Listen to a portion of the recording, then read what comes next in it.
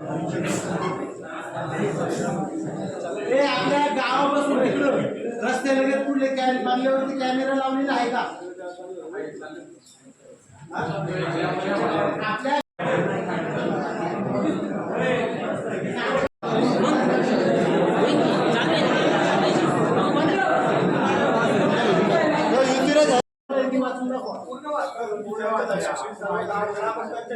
गावाची जी तळमळ आहे ग्रामस्थांची ती वाचून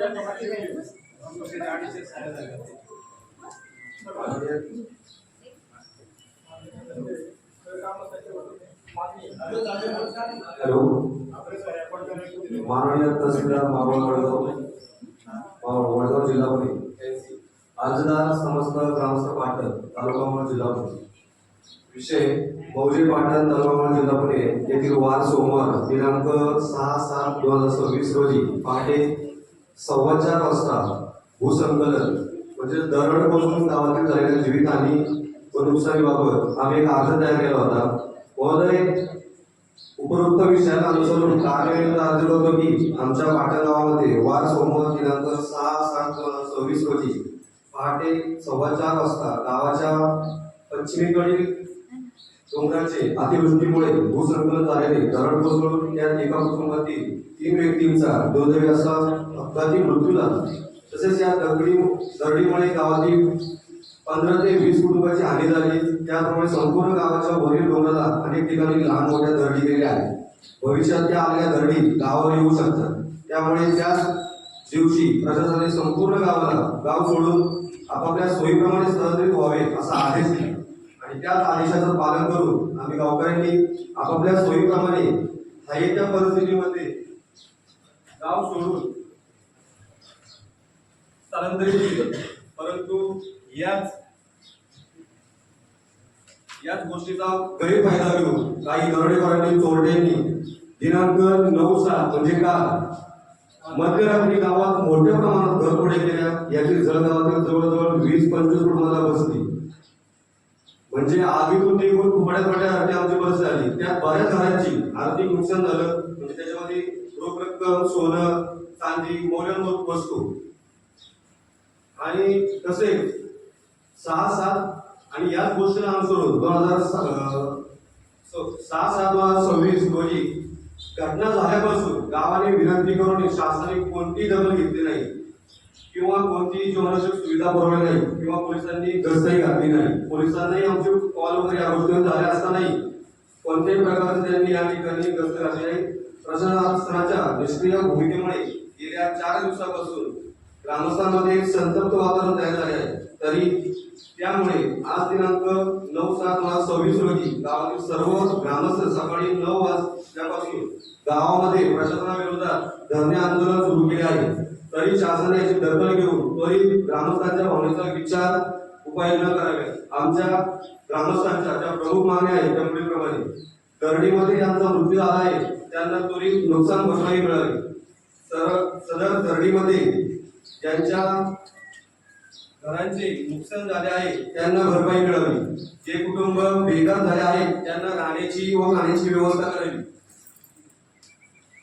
गावातील मूलभूत गरजा आहे गरजा जसे की पाणी, लाईट, रस्ता म्हणजे जवळपास येणारीला पाणी आहे जे आपण टाक्या भरतो ती लाईन, इनलेट आणि आउटलेट या दोन्ही लाईनी याच्यामध्ये पूर्ण उद्ध्वस्त झाल्या आहेत. रस्त्याची सुविधा जसे की बोरसकडे येणारा रस्ता म्हणजे पाटण येणारा रस्ता आहे तोही पहिला एक अर्धा राहिलेला आहे जवळपास वनीकरणामुळे आणि तोही रस्ता भरपूर दिवस मागण्याकडून पूर्ण झाला नाही आणि जवळपास 2 ते 3 दिवस झाले लाईटीची काही सोय नाही. त्यामुळे त्या चोऱ्यांचे प्रसंग आमच्याकडे आले. तसेच आरोग्याच्या काही गोष्टी आहेत, गरजा आहेत की ॲम्ब्युलन्स येऊ शकत नाहीये. इकडनं जो आमच्या किल्ल्यावर जो वडा जातो तो आम्हाला एक सर्व्हिस रोड होता मळवली ते बोरसकडे जाण्यासाठी, तर तिकडनं पण हा पूर्ण वडा जो होता बाकी सगळे वडे त्या वड्याला मिळतात आणि तो तसंच नदीला मिळतो. तर तिकडचा जो रोड आहे डांबरीकरण केलेला तोही पूर्णपणे डिस्कनेक्ट झालेला आहे. त्याच्यामुळे कोणतीही ॲम्ब्युलन्स गावात पोहोचू शकत नाही. इमर्जन्सी कोणतीही गोष्ट इथं करता येत नव्हती.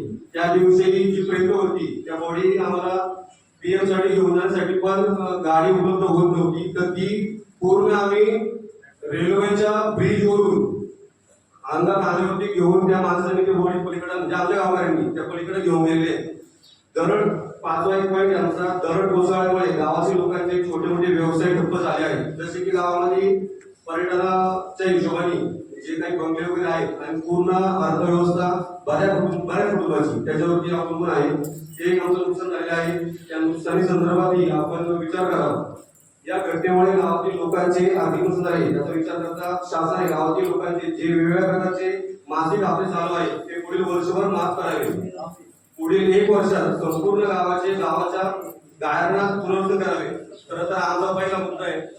आम्ही आता आमच्या लेखनामध्ये हा 7वा पॉईंट आला, पण आमचा पहिला मुद्दा आहे की पुढील 1 वर्षात आमच्या गावाला जवळपास 13-13.5 एकरचं गायन आहे आणि सुरक्षित ठिकाणी येते. तिथून आम्हाला बाकीच्या सगळ्या सोयी सुविधा उपलब्ध होतील.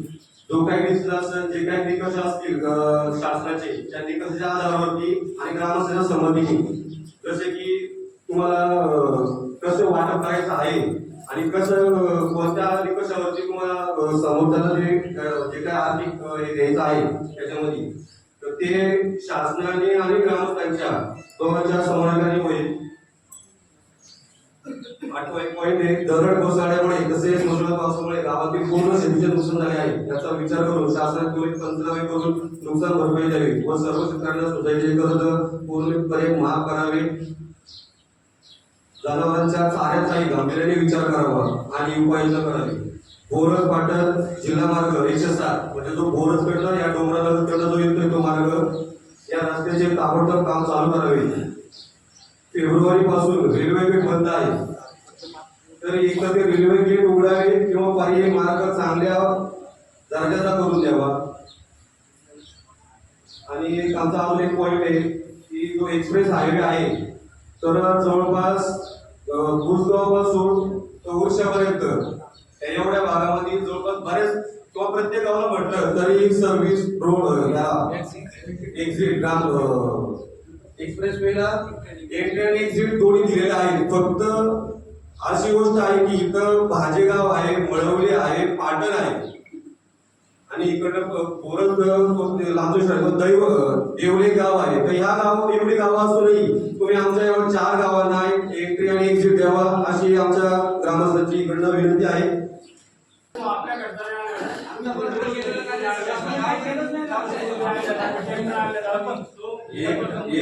फक्त मी कोकणातच बोलतो. मी काय माझी बाजू घेऊन बोलत नाहीये. माझं काल सकाळी आमदार साहेबांनी स्वतः बोलला कोणाच बोलू नाही मी स्वतः बोलला होता. तर त्यांनी असं सांगितलं की मी बोललो तलाठी साहेबांना माझा फोन झालाय तर तलाठी साहेबांना आला की आम्हाला असं कोणत्याही प्रकारचं वरतून कोणताही फंड नसतो. ग्रामपंचायत भाऊसाहेबांशी पण बोललो ग्रामसेवकांशी तर ग्रामसेवक भाऊसाहेब म्हणले की आपण काहीतरी प्रमाणात करूया. त्यांच्याकडे हा शब्द आला आणि मग मी अण्णांना एवढं सांगितले आमदार साहेबांना त्यांच्याकडे हा शब्द आला की कोकण्याची जेसीबीची डंपरची ती काय गरज लागते ती तुम्ही उपलब्ध करा.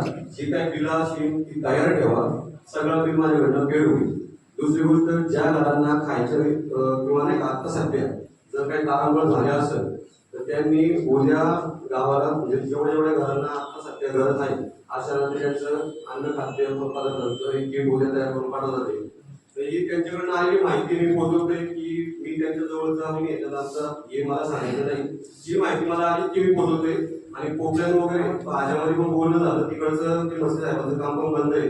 तर फक्त माहिती असली सांगितलंच होतं समोरून की थोडासा पाऊस कमी होतो नाहीतर आपण त्या बकेटमध्ये पण काही येत नाही आणि मग गाडचा पण येत नाही. थोडासा पाऊस कमी झाला थोडंसं कोरडं झालं तर मग आपण तो इथला जो शाजूने काढण्यात टाळला माल आहे तो सगळा उचलून आपण दुसऱ्या एखाद्या पर्यायी ठिकाणी आपण तो टाकू शकतो. इथपर्यंत बोलणार आहे. बाकी हे माझं जे काही मी आजपासून दाखवलंय बाकी ग्रामाचं बोलू शकतो किंवा याच्यावरती बोला तुम्ही.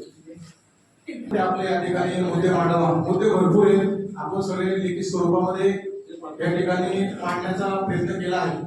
आपण प्रशासनाला लेखी स्वरूपामध्ये आपले सर्व मुद्दे आपण देणार आहे. आपण त्यांच्याकडनं जे त्यांना इन्व्होट करणार आहे किंवा त्यांना देणार आहे त्याची पोच घेणार आहे. त्यामुळे प्रत्येकाने 2-2 मिनिटांमध्ये आपलं जे म्हणणे या ठिकाणी प्रत्येकाला अधिकार आहे मांडण्याचा. प्रत्येकाला तळमळ जी काही घटना आपल्या गावामध्ये सोमवारी 7 तारखेला घडली ती म्हणजे आपल्या आयुष्यामध्ये आपण कधी विसरणार नाही. खूप मोठी दुःखद घटना आहे. मी प्रथमतः या ठिकाणी या प्रशासनाचा ग्रामस्थांच्या वतीने निषेध व्यक्त करतो. या नावळ प्रशासनाचं करायचं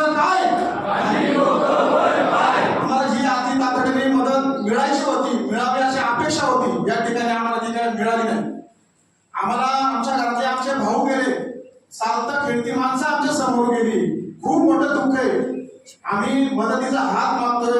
आम्ही 4 दिवस गेले प्रयत्न करतोय. सरपंचाने या ठिकाणी त्यांचं सर्व अर्जावर वाचून दाखवलं की आम्ही 7 तारखेपासून आम्हाला जी मदत मिळायची होती, पोलीस प्रशासनाचं यांनी आम्हाला सांगितलं की तुम्ही गावाच्या बाहेर व्हा. अशा परिस्थितीमध्ये आम्ही कुलूप लावून गेलो. आज आमच्या भावनाला हात घातल्यासारखे आमच्या कुटुंबामध्ये आमच्या टाळेवरलं लोणी आमची जी कष्टाची कमाई ते आमच्या घरामधून उद्ध्वस्त झालेली. त्यामुळे आम्ही प्रथम त्या ठिकाणी मी साहेब वाईट म्हणून घेऊ नका, मी या ठिकाणी निषेध व्यक्त करतो. खूप मोठं दुःख आहे आमच्यावर. आमच्या ज्या सरपंचाने आता ते सगळ्या अर्जावरती सांगितलं, प्रत्येक 2-2 मिनिटं बोलत की आमच्या ज्या मागण्या, विशेष म्हणजे मागण्याच आहे. या ठिकाणी आम्हाला खाली आणि वरती पडायचं नाही का किंवा खाली वरती दाखवायचं नाही. ज्या मागण्या असेल आम्ही शेतीवरती जमणारे लोक, सगळे शेतकरी, छोटा मोठा व्यवसाय आता मुलांनी कुठेतरी चालू केला तरी ग्रामीण भागामध्ये लोक आहेत.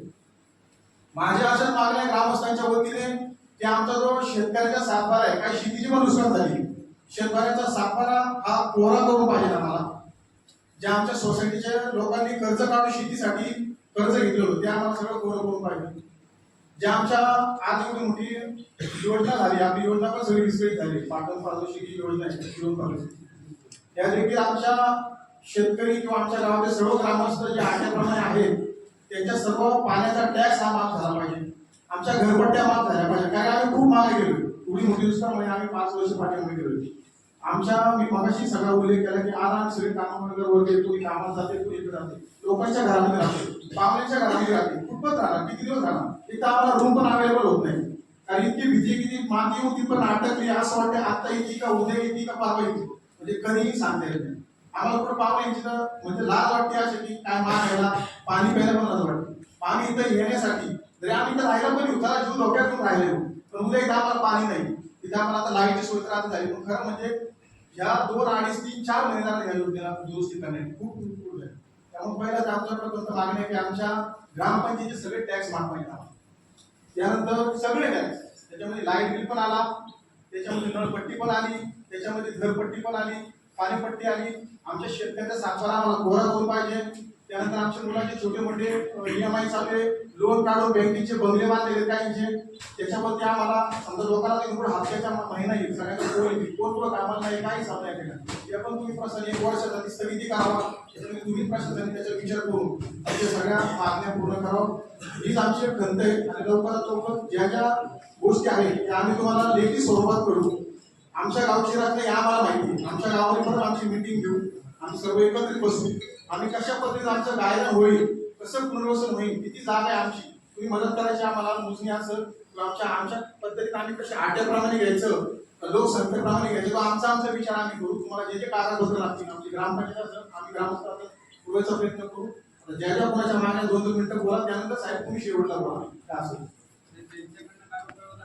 पुनर्वसनाचा विषय घ्यायचा आपल्याला. पहिला तो मुद्दा घेताना पहिलं रेल्वेच्या हा जो रस्ता आहे वरचा, हा रस्त्यामधून जो रेल्वेवाल्यांनी जो छोटासा पूल बांधलेला खाली पाणी जाण्यासाठी, हा पाणी जाण्यासाठी जर पूल मोठा केला तर ते पाणी थांबणार नाहीये. तिसरा प्रश्न, जे खाली बंगले आहेत आमच्या लोकांचे बंगले, त्या बंगल्यांना जाण्यासाठी पाणी तुंबतं. त्या पाणी तुंबण्यासाठी पहिले नाल्यावरचे जे बंगले ते बंगले पहिले पाडा, ते बंगले पहिले पाडा. काही बंगले पाडले त्याच्यामुळे पाणी अडकलं जातं, घरकुलामध्ये पाणी घुसलं जातं. अतिक्रम ते पहिले हे करा. आणि तो रस्ता जरूर आम्हाला का आपण मोर टाकल्या, तो रस्ता टाकला करू.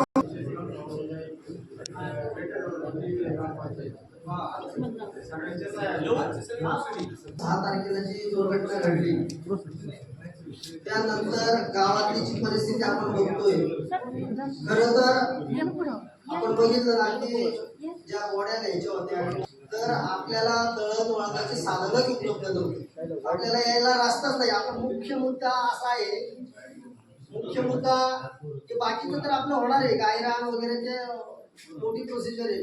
पण सर आमची एक विनंती आहे तुम्हाला की आमच्या गावासाठी मेन म्हणजे पाण्याची व्यवस्था आणि गावात येण्या जाण्यासाठी सुविधा ही अति तातडीची गरज आहे आणि ती तुम्ही लवकरात लवकर सोडवली पाहिजे. म्हणजे बाकीच्या गोष्टी तर आहेत, त्याचबरोबर आमचे जे बाधित कुटुंब आहेत सगळी, आता हे कुटुंब तर आमचं पूर्ण उद्ध्वस्त झाले, पण त्याच्या शेजारच्या आजूबाजूची घरं तुम्ही बघा की त्यांचं किती नुकसान झालेलं आहे, त्यांच्या घरामध्ये काय परिस्थिती आहे, ती लोक बाहेर गेले तर त्यांना कसलीच मदत नाही, त्यांच्या पुनर्वसनाची तातडीची गरज आहे.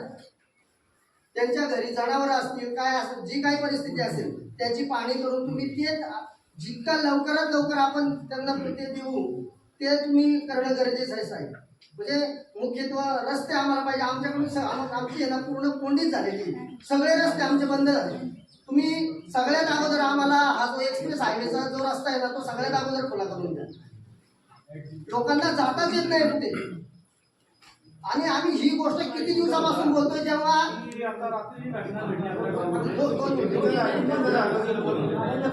हे आम्ही किती दिवसापासून सांगतोय की जेव्हा मळवलीचं गेट बंद झालं तेव्हापासून मी तर स्वतः तहसीलदार साहेबांना सुद्धा सांगितलं होतं की तुम्ही हे बंद करता का, ठीक आहे बंद करा, आम्हाला काही त्याच्याशी नाही, सुविधा या आमच्यासाठीच तुम्ही करताय. पण त्या सुविधा करत असताना आम्हाला पर्याय तर उपलब्ध करून द्या. तुम्ही आमचे पर्याय बंद केले, जाण्या येण्याचं आता जे होतं ते पण बंद केले. आमचा काही कोंडमारा करायचं ठरवलं का तुम्ही? ह्या ज्या गोष्टी आहेत ना, अगोदर आम्हाला तुम्ही जाण्या येण्यासाठी रस्ते करून द्या, पाण्याची सोय करून द्या.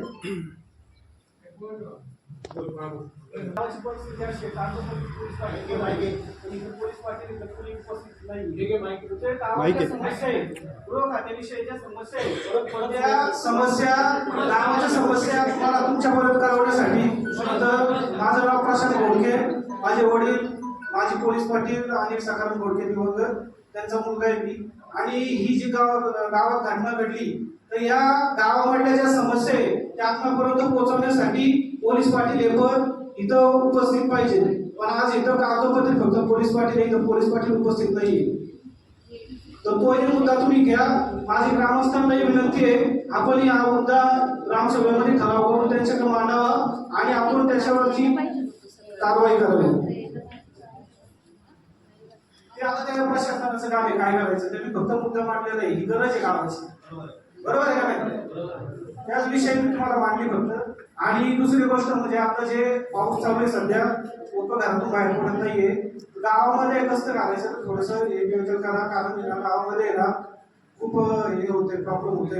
आज जे घर पुढे झाले ते जर प्रशासनाची गस्त असती, पोलीस असते तर चोरटे आले नसते. तेवढी माझी तुम्हाला विनंती आहे सर्वांना. धन्यवाद. आमच्या गावाच्या लोकांनी आजूबाजूच्या गावातल्या लोकांनी मदत केली, पण प्रशासकीय मुख्य मदत झाली नाही. एकमेकांना स्वतः आले तिथे स्वतः उभं राहून काम करून घेतलं, अन्न आले सुनाला त्यांनी काम करून घेतलं. बाकीची प्रशासकीय जी यंत्रणा आली पाहिजे ती आलीच नाही आली. आमच्या ज्या कुटुंबातील लोक गेली 3 लोक त्या कुटुंबातल्या पोरांनी जाऊन डिझेल आणलं आणि त्यावेळेस ते काम चाललं. ही परिस्थिती गावची आहे प्रशासनाची. आणि तुम्हाला दुसरं सांगतो, आज गावात अशी परिस्थिती आहे, त्या दिवशी जे पूर आला तो जे पूर तर आलाच होता, जी दरड कोसळली त्यावेळेस आमच्या गावची अशी आमच्या गावाला एक पण माणूस गावच्या कुठंच बाहेर जाऊ शकत नव्हता. इकडचा जो रोड आहे बोरसचा तिकडचा तिकडचा तुमच्यासाठी सांगतो रोड किती झाला, आम्ही किती दिवस मागणी करतोय, आम्ही किती पत्र दिली, आम्ही त्या वन अधिकाऱ्यांकडे 4 वेळा जाऊन आलो तरी अजून प्रशासनाला पाजर फुटत नाही. तो रस्ता तो एक जर रस्ता चालू असला तरी आम्हाला सगळ्या सुविधा भेटल्या असतात. दुसरा तुमचा देवल्याचा रोड आहे तो पाण्याखाली जातो. तिसरा आम्हाला पर्याय रस्ता दिलाय एक्सप्रेस हायवेच्या बाजूने. तिकडे ते रेल्वेने रस्ता केलाय, आयर्बी वाले आज सटवता डायरेक्ट. आम्ही केला रेल्वेने गेला, रेल्वेकडे जा, तो पण रस्ता पाण्याखाली. आणि सगळ्यात महत्वाची गोष्ट राहिला रेल्वेचा पर्याय, तर रेल्वे पण त्या दिवशी बंद होती. आम्ही जायचं पुढे होतं लोकांनी, सगळी गावं अडकून पडली होती, सगळं पूर्ण गाव. तर याचं तुम्ही दखल घ्या, या सगळ्या गोष्टी आमच्या पूर्ण झाल्या पाहिजे. नाही तर एकही नागरिक आमच्या गावात येणार नाही, जे काय व्हायचं ते गावाचं होऊ द्या बाहेर. याची तुम्ही दखल घ्या या गोष्टींची. आणि आता ज्या उपाययोजना करायच्या जे आम्ही मुद्दे सगळे लिहून घेतले तुमच्यापर्यंत पोहोचले असेल, त्या कुटुंबाला सगळ्यात आधी त्यांना न्याय द्यायचा आहे. जे बाधित कुटुंब आहे त्यांना न्याय भेटला पाहिजे. आणि आता गावात रात्रीचा जो विषय झाला तो प्रशासनाने आम्हाला सांगितलं तुम्ही फक्त एका स्थलांतरित करा, तिकडे कुठेही तुम्ही जाऊन राहा, याच्याशी आम्हाला काय मतलब नाही. पण आज गावानी भोगले रात्री 20 ते 25 घरामध्ये चोऱ्या झाल्या. लोकांनी कमवून 1-1 रुपया कमवून लोकांनी जे ठेवलं होतं ते सगळं चोरीला गेलेले.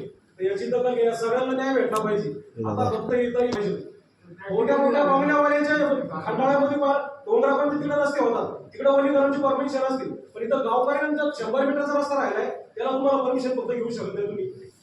हा म्हणजे आहे भरपूर ठिकाणी त्यांना माहित आहे काय उंचीच आहे 150-200 लोकांना आम्ही सह्या घेऊन पत्र दिले. अजून काय तुम्हाला आमच्या गावातला कोणाचा विरोध असेल तसंही सांगा. त्या रस्त्याला तुम्हाला विरोध आहे तेही आम्ही गावकरी बघतो. तसंही काही नाही. प्रत्येक वेळेस गेले का तो परवानगी नाही परवानगी नाही परवानगी नाही.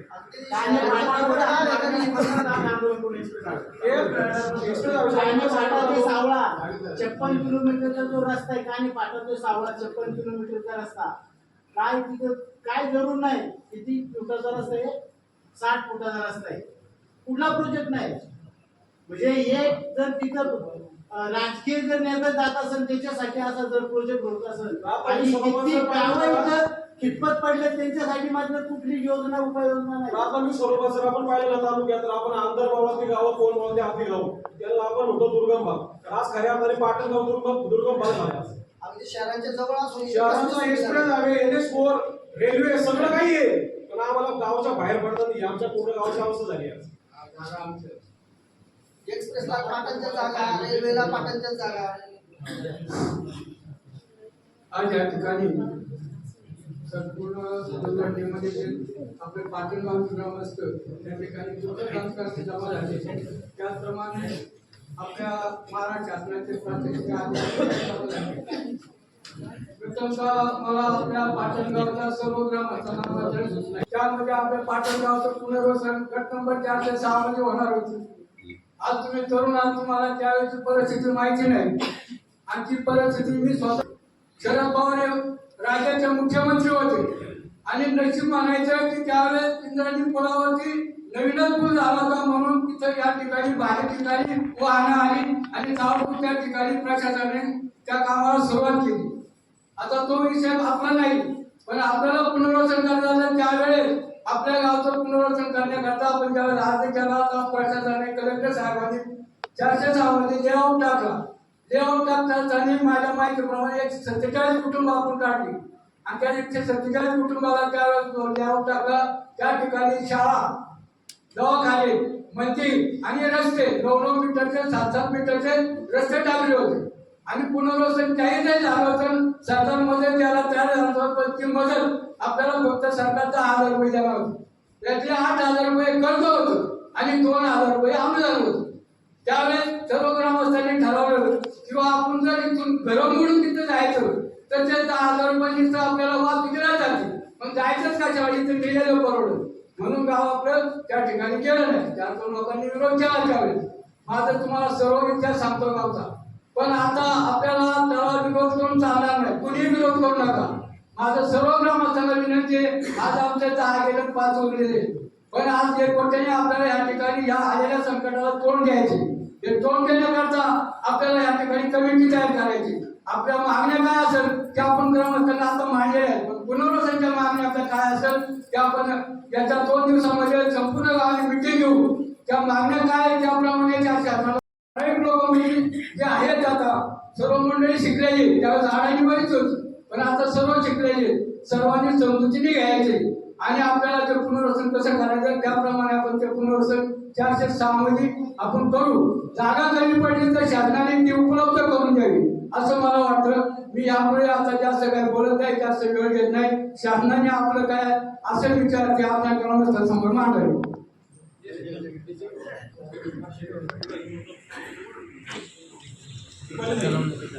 आता रस्ता केला सर्व्हिस रोड तो बोरच्या जो ब्रिज आहे तिथं एक छोटासा कॉन्क्रीटचा रोड केलाय त्यांनी पण त्याच्या बाजूला बॅरिकेटर बनवलेलं आहे.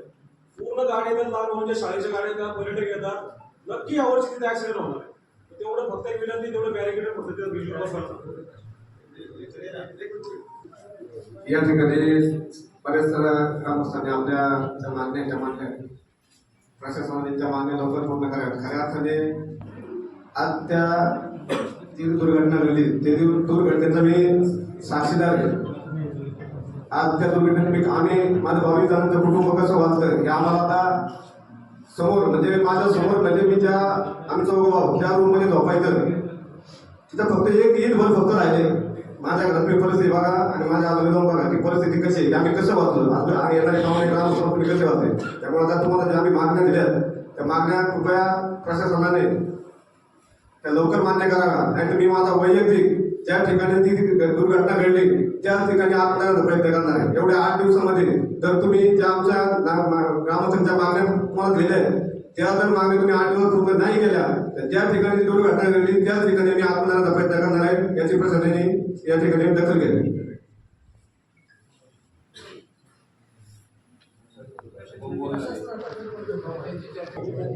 त्या कपड्यावरती बनवण्यावरती बनेल गेलोय पाण्याचे कपडे घातले म्हणून आमची पण आणि जे वेगळं झाले त्यांना त्वरित 8 दिवसात द्या नाही तर मी त्याच ठिकाणी आत्मदान करणार आहे.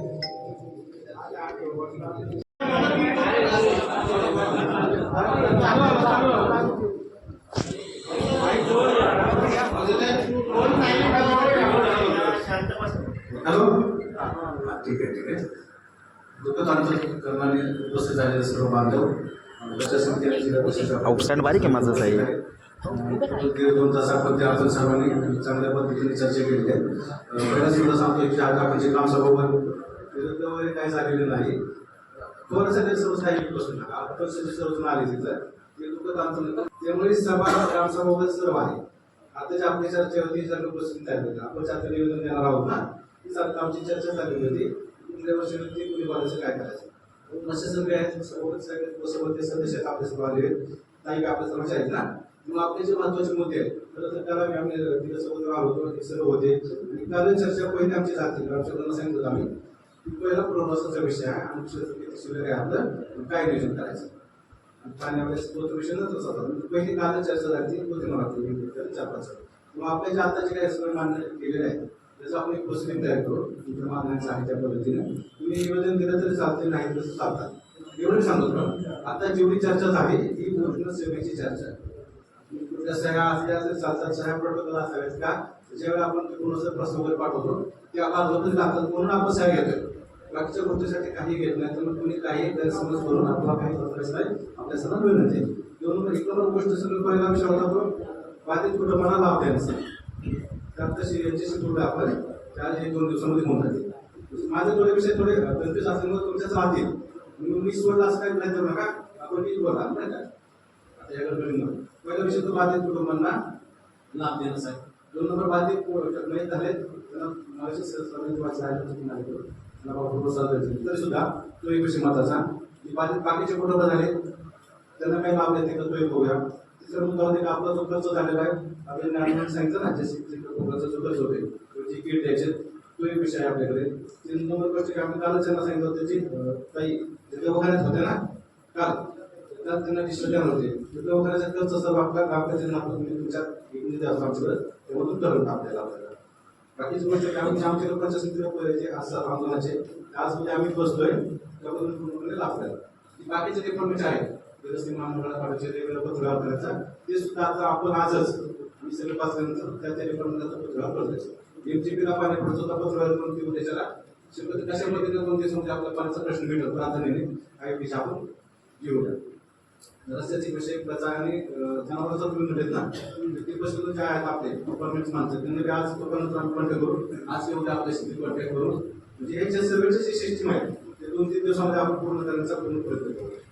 त्या डिपार्टमेंटला जेवढे रिक्वायरमेंट आहे त्या प्राधान्याने आपण त्या डिपार्टमेंट आज सगळं पत्रव्यवहार चांगल्या पद्धतीने जाईल आणि त्याच्या 2-3 दिवसामध्ये सर्व विभागाचे कर्मचारी किंवा जे सर्व नेमणूक केले ते कर्मचारी नेमून त्याची प्रत्यक्ष चर्चा करून त्याच्यावरती आपल्याला पर्याय काढता येईल.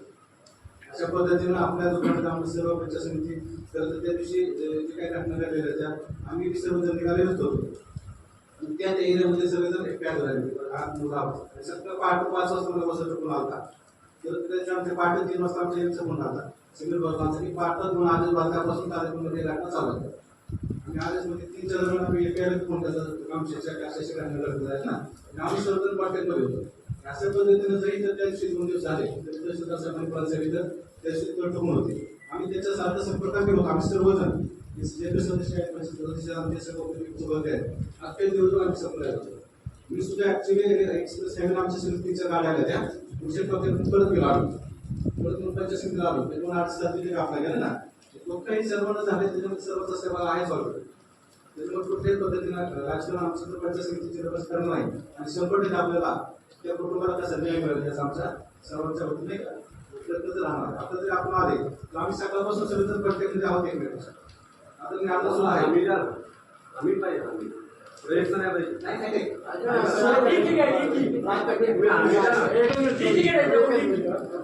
प्राथमिक मुद्दा आहे. चर्चा करा, मला काही वाईट वाटणार नाही.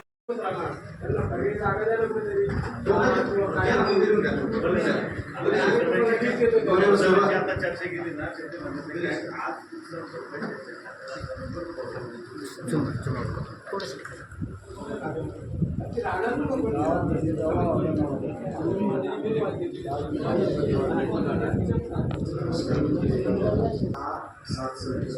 सकाळी दुर्घटना घडलेली दरडकोसळीची त्याबाबत जे बाधित कुटुंब आहे बाधित 3 व्यक्ती आहेत तर त्यांच्या वारसांची जी रक्कम आहे त्या आज दुपारपर्यंत किंवा जास्तीत जास्त 4 वाजेपर्यंत खात्यात जमा होईल.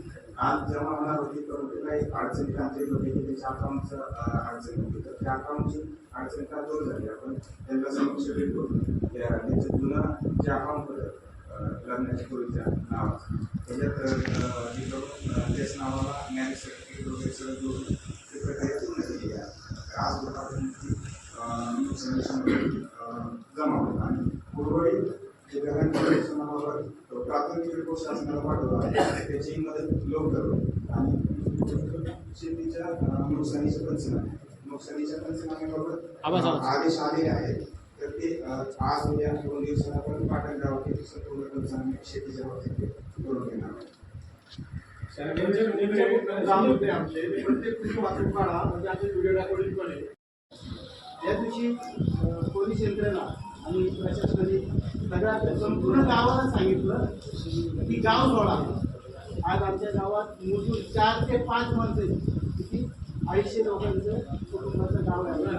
तिथं 4 ते 5 ती अनावधानाने ज्यांची जनावरं आहेत म्हणून त्यांना तिथं जातो त्यांची मावळीच्या भेटलाही नसते जनावरं बांधायला म्हणून ती तिथं थांबलेली आहेत.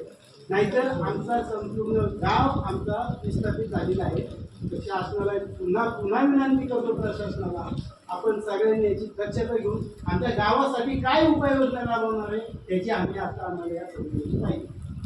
त्याबाबत त्या साहेबांना पण ते रिपोर्ट त्यांना समक्ष बोलवून आपण त्याच्याबाबत बैठक करून निर्णय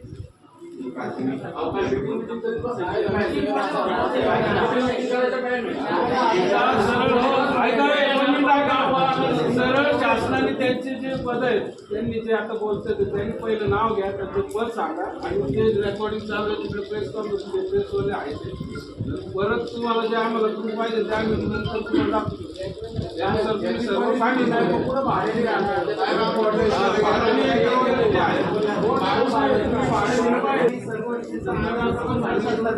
आम्ही गाव खाली केला. आम्ही इथून गेल्यानंतर पाहुण्यांच्या गावांची किती दिवस राहणार हे आम्ही थोडं तुमचे वैयक्तिक तुम्ही कर्मचारी म्हणून तुम्हाला रोज त्याला भेट करायची पण ही वैयक्तिक व्यक्ती म्हणून तुम्हाला येतात तसं आमचं म्हणून तुम्ही काय करणार तेही सांगा. आणि मी सकाळी माननीय तहसीलदार साहेबांना फोन केला होता एवढी मोठी आपत्ती कोसळली आज 4-5 दिवस व्हायला हवे तुमचं प्रशासनाचा जे काही माणूस आतापर्यंत नाही काही आम्हाला उपाययोजना नाही आमची आज आम्ही ते चोऱ्या झाल्या म्हणून आम्ही सगळं गाव परत एकवटला इथं आलो तर इथं पाणी नाही आम्हाला प्यायला. माणूस म्हणतो वाढवंतापासून बोलले फुकटचं पाणी ते पाणी आम्ही त्याचा टॅक्स भरून ते सुद्धा प्यायला भेटणार नाही. आम्ही जीवन जगायचं कसं हा ग्रामस्थ इथं जगणार कसा विषय होतील सर. फक्त आता जो मुद्दा आहे बाहेर गेल्या मुलांची शाळा आहे तसं कोण कापीला राहते कोण सांगलीला राहते तिकडनं गाड्या करून आम्ही परत थांबतो घेऊन थांबतोय हे आमच्यापेक्षा तुमच्या डोक्यात काय विषय राग आहे झाला जसं आता जाताना हॅलो तुम्ही जसे म्हणले की ग्रामस्थ आता बाहेर राहतात ते पाहुण्याच्या घरी किती दिवस राहणार 1 दिवस 2 दिवस शाळेमध्ये व्यवस्था करा किंवा कुठं मंदिरामध्ये अजिबात ते चालणार नाही. शाळा चालू आहे विद्यार्थी शाळेत शिकतात व्यवस्था जर करायची असेल तर आपल्या परिसरामध्ये पर्यटकांच्या जीवावरती जे जे हॉटेल व्यावसायिक आहेत जे जे इथं पैसे कमावतात खाली करायला 5 दिवसासाठी 6 दिवसासाठी महिन्यासाठी खाली गेले तर ते काय मारणार नाही. इथं मारायची वेळ आली लोकांना पाणी नाही आपल्या परिसरात जे जे हॉटेल असतील ते खाली करा आणि आमची सोय देखील करा चांगल्या भागामध्ये मोदी सोसायटी तिथं बरेच फ्लॅट झाले ते आम्हाला उपलब्ध करून द्या. मोदी सोसायटीमध्ये आम्हाला एक 3.5 फ्लॅट झाले.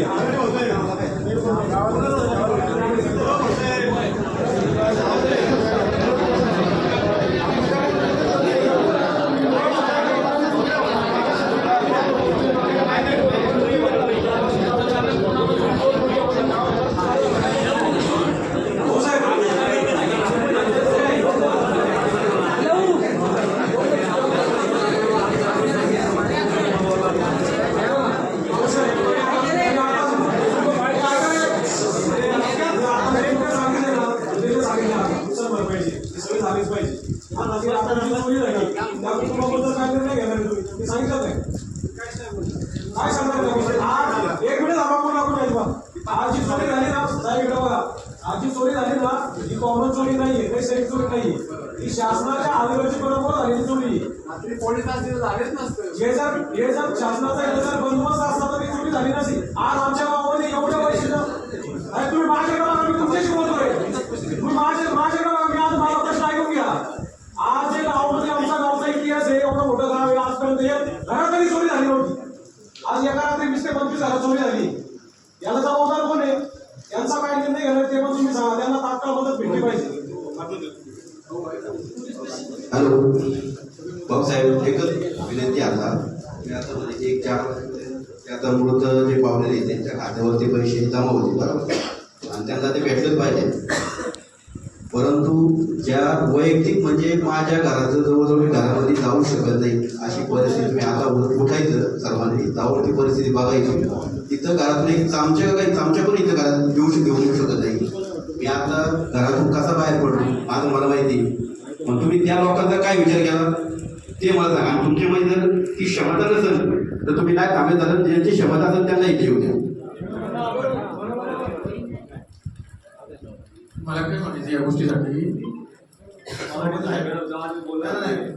तुम्ही पण तुमच्या विचार निर्णय करा. भाऊ साहेब आपण काय होतं मिसअंडरस्टँडिंग सांगायचं काय हो सगळे मुद्दे व्यवस्थित घेऊन घ्या. ज्या प्रशासनाच्या तिथं पोलीस होते पोलीस कुठे गायब नाही. चोरीचा विषय हा मला कळतोय पोलीस खात्याकडे प्रत्येकाचे खाते घेऊन गेली त्या खात्याच्या संबंधित सगळ्या व्यक्तीला इथं बोलून घ्या. तर तुम्ही त्या पद्धतीची हमी द्या. गडबड होणारच आहे तुमची आमची तुम्ही पण माणसं आहे आम्ही म्हणत नाही या गोष्टीसाठी ती गडबड होणारच आहे. त्यांनी चोरीचा विषय काढला इथं पोलीस नाही तो आम्हालाही कळते. सगळ्यांनी प्रत्येकाला खात्या संदर्भामध्ये 21 ते 22 पॉईंट जेवढे आहेत त्या सगळ्या मुद्द्यावरती ज्यांना अधिकार आहे असा साहेब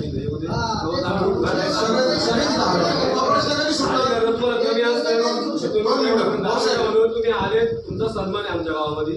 आमच्या ग्रामाचं जास्त बोलणं आलं की तलाठी साहेबांना एवढा अधिकार नाही लोक आम्हाला तहसीलच पाहिजे. तहसील साहेब काय प्रांतासोबत मिटिंग म्हणून येणार नाहीये तोपर्यंत आम्ही कुठणार नाही. ज्यांना अधिकार आहेत प्रांताला आहेत जिल्हाधिकाऱ्याला आहे त्यांना बोलवा. तुमच्या बद्दल जाऊ द्या. आम्ही मागाशी यांना पण सांगितलं पोलीस अधिकाऱ्यांना ऐका तहसीलदारांनी ज्यावेळेस माझा फोन झाला तहसीलदारांनी सांगितले माझी तळेगावमध्ये कुठे इलेक्शन त्यांना इलेक्शन महत्वाचं आहे. इतर लोकांचं काय वाटवत आहे त्यासाठी तुम्ही एक हमी द्या आम्हाला. आम्ही 8 दिवस आपल्यासाठी तयार आहे पण आम्हाला हमी भेटल्याशिवाय नाही आम्हाला. दुसरा विषय भाऊसाहेब यांनी मागाशी विषय मुद्दा व्यक्त केला की आमचे काही बंगले असतील काही सोसायटी काही लोकांनी समजा आम्ही मदत करू तुम्हाला की आम्ही घर पाहिजे ती लोक सोडत नाही. आता मुंबईवाल्यांची वेळ तरी त्याला आपण खाली आम्हाला सतत भाड्याचा विषय असतो काय असतं ते आम्ही सगळे ऍडजस्टमेंट करायला तयार आहे. तुम्ही पण काही सुचवा. काही सोसायटी खाली करत नाही बऱ्याच लोकांनी संपर्क साधला ते म्हणजे मग आम्हाला एवढं रेंट पाहिजे एवढं रेंट पाहिजे. काही लोकांना मागतात काही लोक एक तर तुम्ही सरळ सांगतात त्यांना तुम्ही पण बोला आम्ही मदत करायला तयार आहे. तुम्ही त्या मुद्द्याला आम्हाला हमी द्या. तुम्ही एकच विषय घातलाय विषय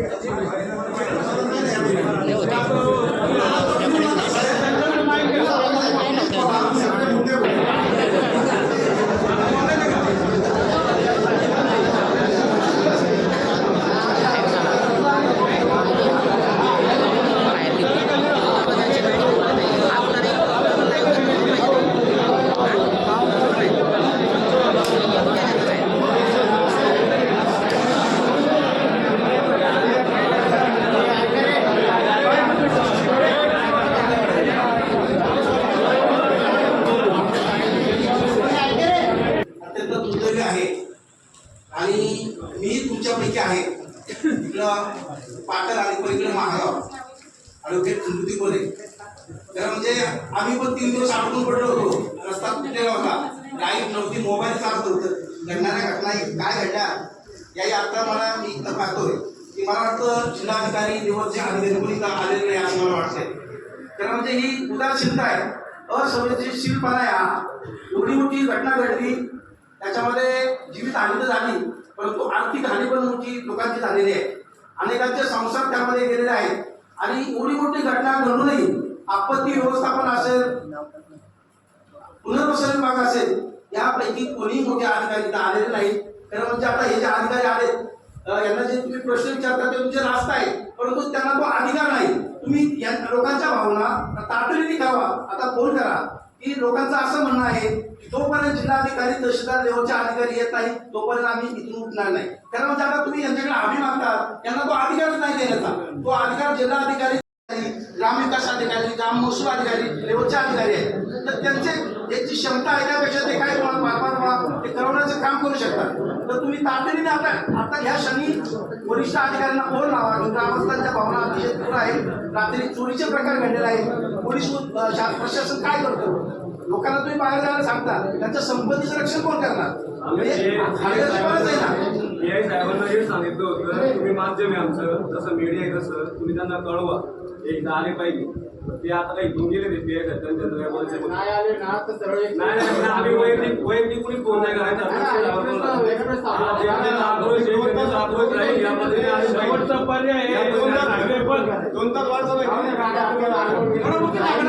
या घटनेकडे खरं म्हणजे शासनाने आणि प्रशासनाने फार गांभीर्याने पाहिलं नाही असं मला म्हणावं लागेल.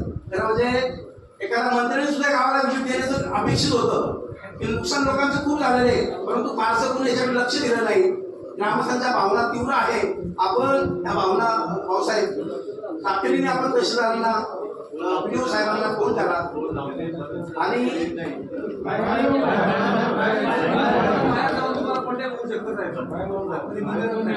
आणि याची जर तुम्ही दखल घेतली नाही तर ग्रामस्थ तीव्र आंदोलन करतील अशा पद्धतीच्या सूचना आपण द्याव्यात.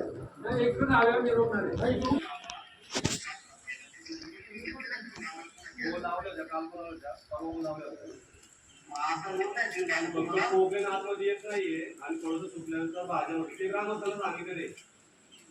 आता रोज तुम्हाला आता मी एक गीत तयार करायला हव्या, तुम्ही अन्न धान्याची गीत तयार करून तुम्हाला याचा एक मला मेसेज ग्रामस्थांना दिलेला आहे. आता काही मागण्या आहेत काय का तुम्हाला आता तुम्ही आज घरात करायला घ्या तिथं पुन्हा माझ्या पोरा झाल्या पिण्याला मी सांगितलेलं अधिकाऱ्याला पण सांगितलं मला माहिती त्यांच्या पोरा झाल्या ते मला दिवस मालमत्ता ज्यांनी काय काय गेले ते मला गोळा करून पाहिजे गोळा घ्यायचे ते मला माहिती आहे. तुम्ही आणून द्या. मी पैशाला सांगितलंय त्या 4-5 वर्षी गावात मग आल्यामध्ये काय पूर्ण करायचं अजून तुला वर्ष काय असेल ते आल्यामध्ये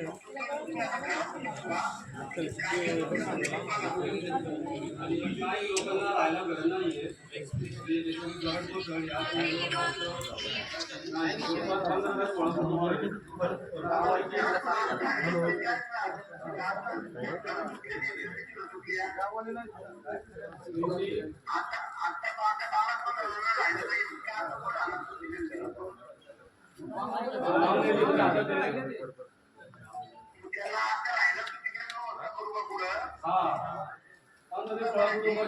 एक मोदी सोसायटी कार्यामध्ये माझ्या माहितीनुसार बाकीच्या सगळ्या शहराला पण पुढं काही नाही.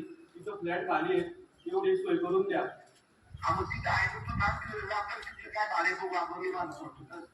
तुझ्या ग्रामपंचायतीचं ग्रामसेवा आहे का तिथं? ग्रामसेवा आहे का? आहे एक मिनिट.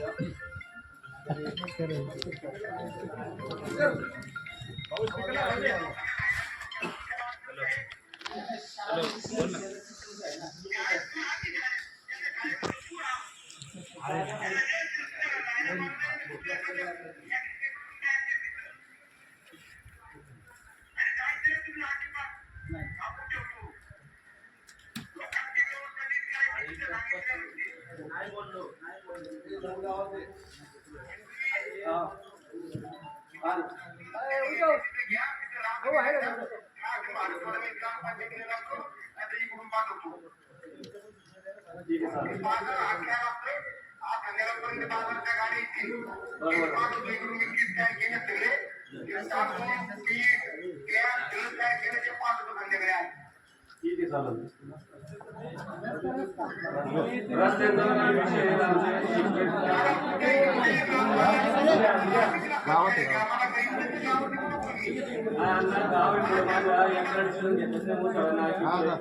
बाकीच्यांना पण ऐकायला गेलं का नाही रस्त्याचं बाकीचे जे प्रॉब्लेम आहेत त्यांना सांगतोय बाकीचे जे प्रॉब्लेम आहेत ते कुठे आल्यानंतर बोलतो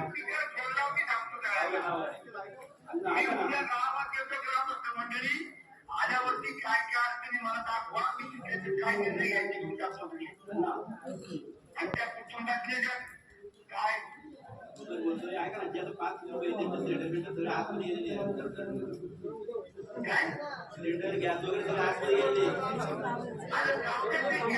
काय जायचं बाकीचं